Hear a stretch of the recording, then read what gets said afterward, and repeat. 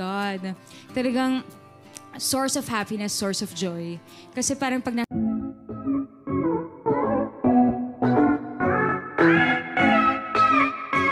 Chika update. Lovie po buntis na. Paalala lang po, ang video na ito ay base lamang sa nakalap na impormasyon sa social media at iba't ibang platform.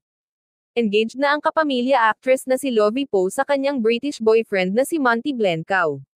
Noong August 8, 2023, inanunsyo ni Lovie sa pamamagitan ng isang video sa Instagram na engaged na siya.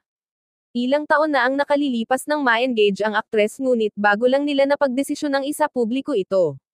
Makikita rin sa video ang suot-suot na engagement ring ni Lovie habang siya ay nasa dagat at pinagmamasdan ang paglubog ng araw.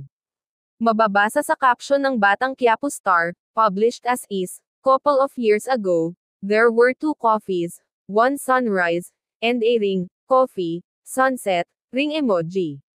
We've shared and celebrated this moment quietly with our family and closest friends. So we're now more than happy to share this sweet #life update with you.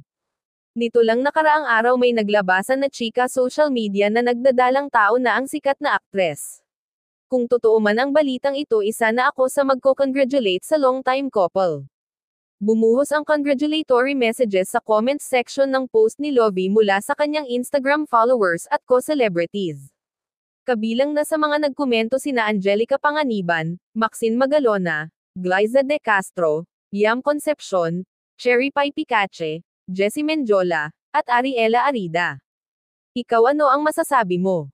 Kung bago ka pa lang sa chika ko, please huwag kalimutan mag-like, mag-subscribe at i-click ang notification bell para lagi kang update sa chika ko.